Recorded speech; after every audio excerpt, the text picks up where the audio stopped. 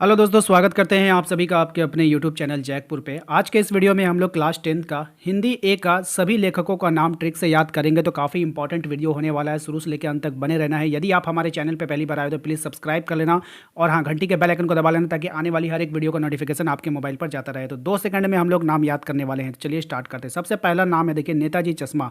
नेताजी का चश्मा का पाठ का लेखक कौन है? तो आपको बताना है। सही जवाब हो जाएगा स्वयं प्रकाश। मैंने थोड़ा डिफरेंस इसलिए बनाया ताकि आप लोग वीडियोज़ को देखकर रिवीजन कर पाओ। तो देखो भैया, स्वयं का प्रकाश। चश्मा आदमी कब पहनता है? चश्मा आदमी कब पहनता है? जब स्वयं का प्रकाश आंख से चला जाता है, ठीक है, तब इंसान को क्या लग जाता है? चश्मा लग जाता है। तब इंसान को क्या लगता है? चश्मा लग जाता है। सूर्य का प्रकाश चला जाएगा तो क्या चश्मा पहन लेगा आदमी? रात में चश्मा पहनता है। चश्मा उसी को लगता है जिसका स्वयं का प्रकाश आंख से चला जाता है, यानी स्वयं प्रकाश। अगला सवाल देखो, बाल गोविंद भगत का रचनाकार कौन है? तो बाल गोविंद भगत का जो रचनाकार है वो हो जाएगा राम वृक्ष बेनीपुरी। क्या हो जाएगा? राम वृक्ष बेनीपुरी, बाल गोविंद भगत, ठीक है। चलो नेक्स्ट सवाल है हमारा, बाल गोविंद जो था, ये बाल गोविंद, आप इमेजिन करो कि जो आपका बाल है ना वो गोविंदा के जैसा है। किसके बाल है? गोविंदा की तरह आपने बाल रख लिया। और जब आप घर गए तो आपकी मम्मी बोल रही है राम राम राम राम, कैसे बाल तुमने रख लिए हैं? बिल्कुल वृक्ष के समान अपने बाल कर लिए। किसके समान कर लिया? वृक्ष के समान अपने बाल कर लिया। तो आपका जो फैशन था गोविंदा वाला बाल, वो आपका नष्ट हो गया, ठीक है, याद रखना। अगला है लखनवी अंदाज। लखनवी अंदाज का जो लेखक है वो कौन हो जाएगा? यशपाल हो जाएगा। लखनवी अंदाज का लेखक कौन हो जाएगा? यशपाल हो जाएगा। और देखिए यहाँ पर आप लोगों को ट्रिक लगाना है, लख लख लख। लख से आपको याद रखना है लाख, लख से याद रखना है लाख। और यश पाल, यश ने पा लिया, पाल से यश ने क्या किया? यश ने पा लिया, यश ने पा लिया, यश ने पा लिया। क्या पा लिया है? लाख लाख लाख रुपया पा लिया। यश ने कितना रुपया पा लिया है? लाख रुपया पा लिया है, याद रखिएगा। अगला सवाल देखिए, मानवीय करुणा की दिव्य चमक। लेखक है इसका सर्वेश्वर दयाल सक्सेना। कौन है लेखक इसका? सर्वेश्वर दयाल सक्सेना, ठीक है।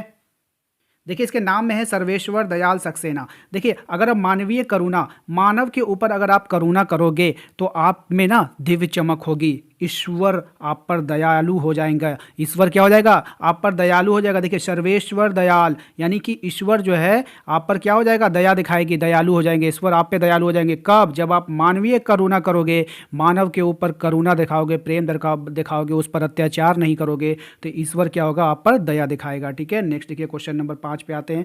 क्वेश्चन नंबर 5 में आपसे कह रहा है, एक कहानी यह भी, इसका लेखक है मन्नू भंडारी। कौन है? मन्नू भंडारी। तो आपको यहाँ पे याद रखना है। देखिए कभी कभी जो आप बच्चों में बचपन में जब कहानी सुनते थे, दादी दादी से जब कहानी सुनते थे, तो आप जैसे आपका साथी लोग कहानी सुन लिया, आपके छोटे भाई ने, आपके बड़े भाई ने कहानी सुन लिया, तो आप वहाँ पे क्या बोलते थे? मैनू भी कहानी सुननी है, मैनू भी कहानी सुननी है, एक कहानी मैनू भी सुननी है। मैनू से मन्नू याद करना, ठीक है। एक कहानी यह भी, तो एक कहानी मैनू भी सुन, एक कहानी मैनू भी सुना, एक कहानी मैनू भी सुननी है। मैनू से मन्नू, ठीक है, मैनू से मन्नू, याद रखिएगा। 3-4 बार बोल लीजिए, खाली बस इतना बोल लीजिएगा, आपको ऑप्शन में वहाँ पे मिल जाएगा, ठीक है। नेक्स्ट, नौबत खाने में इबादत। नौबत खाने में इबादत, इसके जो लेखक है यतीन्द्र मिश्रा। कौन है? यतीन्द्र मिश्रा, याद रखिएगा। तो देखिए यहाँ पर आप लोगों को यतीन्द्र दिख रहा होगा। यतीन्द्र से मैं आपको, जब आप यतीन्द्र बोलते हो तो आपको इंद्र नाम आता है ना, इंद्र, जब आप बोलोगे तो इंद्र।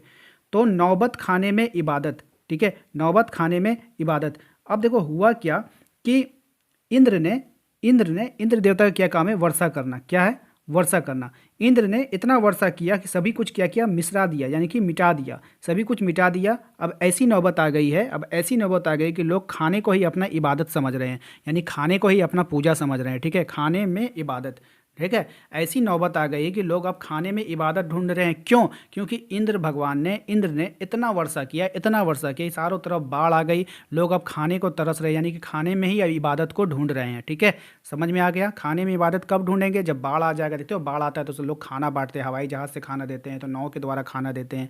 लोगों के पास खाना नहीं रहता उस समय, जो उसकी इबादत की जो मेन चीज़ होती है वो बस सिर्फ खाना, सिर्फ वो चाहते हैं बस खाना। उस समय कौन इबादत करता है? ना कोई पूजा, ना कोई पाठ, ना कुछ, बस सिर्फ भाई खाना मिल जाए किसी तरह, ठीक है। तो वो किसके कारण हुआ? इंद्र के कारण हुआ। इंद्र ने इतनी वर्षा करी कि बाढ़ आ गया, ठीक है। क्वेश्चन नंबर 7, राम लक्ष्मण परशुराम संवाद कविता का बताइए कौन हो जाएगा लेखक? तो इसका हो जाएगा तुलसीदास। कौन हो जाएगा? तुलसीदास हो जाएगा। राम लक्ष्मण परशुराम संवाद, ठीक है। इतना डिफरेंस इसलिए दें ताकि आप लोगों का रिवीजन हो जाए। तो राम लक्ष्मण परशुराम संवाद का क्या हो जाता है बाबू? तुलसीदास, क्या हो जाएगा? तुलसीदास।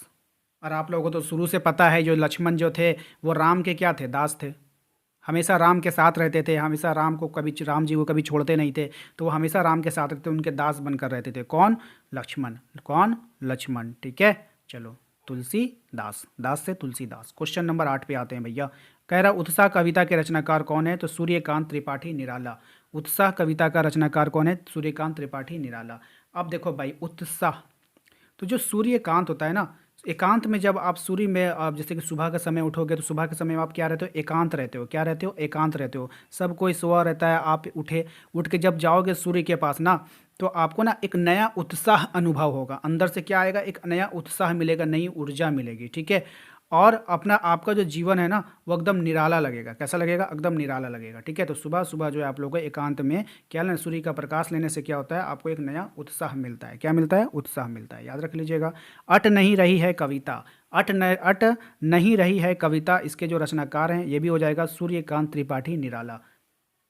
इसमें सीधी सी बात है, आप देख पा रहे हो कविता का नाम ही है अट नहीं रही है। अट नहीं रही का मतलब समा नहीं रही है। और सूर्य का जो प्रकाश होता है ना, सूर्य का जो प्रकाश होता है, आप उसको कहीं भी अटा नहीं सकते हो, कहीं पर भी उसको सीमित नहीं कर सकते हो। सूर्य का प्रकाश चारों तरफ फैल जाएगा, चारों तरफ निराला कर देगा, लेकिन आप उसको एडजस्ट नहीं कर सकते हो, कहीं पर अटा नहीं सकते। तो अट नहीं रही है का क्या होगा? क्या चीज़ नहीं अटा सकते हो आप? रोशनी को, प्रकाश को नहीं हटा सकते हो। वो जब फैलेगा तो पूरी दुनिया में फैल जाएगा, आप उसको नहीं हटा सकते। ठीक है, चलो नेक्स्ट देखो क्या है सवाल। यह दंतुरित मुस्कान, यह दंतुरित मुस्कान कविता है, इसका जो रचनाकार है आपको बताना है नागा अर्जुन। ठीक है, क्या हो जाएगा? नागा अर्जुन इसके रचनाकार हैं। अब यहाँ पर देखो, मैं एक कहानी आपको सुनाता हूँ। कहानी क्या है कि दंतुरित मुस्कान, अपने दांतों से अर्जुन ने नाग का क्या तोड़ दिया? दांत तोड़ दिया। क्या तोड़ दिया? दांत तोड़ दिया। अपने दांतों से मतलब कि सॉरी, दांतों से अपने में करे, ऐसे याद कर लेना कि अर्जुन ने नाग का क्या तोड़ दिया? दांत तोड़ दिया। और फिर वो क्या हुआ? मुस्कुराए। फिर वो क्या किए? मुस्कुराए। ठीक है, अर्जुन ने नाग का दांत तोड़ दिया, अर्जुन ने नाग का दांत तोड़ दिया, और फिर वो क्या किए? मुस्कुराए। बस एक सेंटेंस है, आप इसको पढ़ लो। अर्जुन ने क्या किया? नाग का दांत तोड़ दिया, और फिर वो क्या किए? मुस्कुराए। तो दांत, मुस्कुराए, अर्जुन, नाग। ठीक है, यानी नागा अर्जुन। बस 3-4 बार बोल लो, आप आंसर कर लोगे। नेक्स्ट, फसल कविता, फसल कविता के रचनाकार कौन है? नागा अर्जुन। फसल कविता का रचनाकार कौन है? नागा अर्जुन। ठीक है, अब जो अर्जुन जी थे ना, वो क्या करते थे? विभिन्न विभिन्न कंपटीशन में हिस्सा लेते थे। कभी मछली के आंख में तीर मार रहे हैं, कभी क्या कर रहे हैं, कभी क्या कर रहे हैं। तो वो उनका जो कंपटीशन था, वो क्या करना था? सांप का दांत तोड़ना था। तो उन्होंने क्या किया था? सांप का दांत तोड़ दिया। तो जब वो सांप का दांत तोड़ दिए तो वो मुस्कुरा गए, और मुस्कुराए इसलिए क्योंकि वो क्या हो गए? सफल हो गए। क्या हो गए बाबू? सफल हो गए। तो अर्जुन वाला कहानी याद आ गया आप लोगों को। पहली बात, पहले हमने क्या बताया आपको? यहाँ से बताया कि अर्जुन ने नाक का क्या तोड़ा? अर्जुन ने नाक का दांत तोड़ा और फिर मुस्कुराए। क्यों मुस्कुराए? क्योंकि वो सफल हो गए। क्या हो गए? वो सफल हो गए। फसल से आपको सफल याद रखना, वो क्या हो गए? सफल हो गए। दोनों का क्या हो जाएगा आपका? नागा अर्जुन। नेक्स्ट देखिए, छाया मत छूना कविता का रचनाकार कौन है? सही जवाब हो जाएगा इसका गिरजा कुमार माथुर। क्या हो जाएगा? गिरजा कुमार माथुर। देखिए, गिरजा कुमार माथुर। तो इसको याद रखिएगा। देखिए, आप छत पर हो, ठीक है, आप इमेजिन करो आप छत पे हो, छत से आप नीचे देखोगे तो आपकी छाया है। छत से जब जैसे ही नीचे देख रहे हो, नीचे आपकी छाया है, तो छाया मत छू, नहीं तो आप क्या हो जाओगे? गिर जाओगे। छाया मत छू, नहीं तो आप क्या होगे? गिर जाओगे। ठीक है, नेक्स्ट देखते हैं। कन्यादान, कन्यादान कविता का जो रचनाकार कौन है भैया? तो ऋतुराज। कन्यादान कविता का रचनाकार कौन है? ऋतुराज हो जाएगा कन्यादान कविता का रचनाकार। तो कन्यादान का मतलब होता है जो बेटी ब्याही जाती है तो उसको हम लोग कन्यादान होता है, कन्या को, अपनी कन्या को वो क्या करते हैं? किसी और के जिम्मा में सौंपते हैं। तो भैया आज के डेट में सबसे बड़ा दानी वो है जो कन्यादान करता है। यानी दानी कौन होता है? जिसके पास बहुत दौलत हो, बहुत धन हो, वो सबको दान कर देता है, अपना दौलत लुटा देता है। तो बेटी से बढ़कर दौलत क्या होगी? वो अपना दौलत किसी और को सौंप दिया। ठीक है, बाप और माँ जो क्या करता है? अपना बेटी को किसी और के हवाले कर देता है, तो वो सबसे बड़ा दान हो गया। तो कन्यादान वही है, वही करेगा जो सबसे बड़ा राजा होगा। ठीक है, उसी के बस में है कन्यादान। ठीक है, तो भैया कन्यादान करने वाला ही सबसे बड़ा राजा है जो बहुत बड़ा दान करता है। आते हैं अगले सवाल पे। अगला सवाल देखिए क्या है? संगतकार कविता के रचनाकार कौन है? मंगलेश डबराल। क्या हो जाएगा? मंगलेश डबराल। यहाँ पे देखो, मेरे संगत में आ जाओ, संगत से मेरे संगत में आ जाओ। कोई आपका मित्र आपसे कह रहा है मेरे संगत में आ जाओ, मेरे पास कार है, मेरे पास कार है, मेरे संगत में आ जाओ, मेरे पास कार है। फिर मंगल करेंगे, ऐश करेंगे, मंगल करेंगे, ऐश करेंगे, मंगल समझ रहे हो ना, बोलो तो खुश मंगल है, हाँ मंगल से है मतलब अच्छे से करेंगे। मंगल करेंगे, ऐश करेंगे और फिर भौकाल जमाएंगे, घबराल से भौकाल, याद रखना। फिर क्या करेंगे, भौकाल जमाएंगे। तो भैया संगत, मेरे संगत में आ जाओ, मेरे पास कार है, मेरे पास कार है, फिर मंगल करेंगे, ऐश करेंगे और भौकाल जमाएंगे, ठीक है, याद रखना।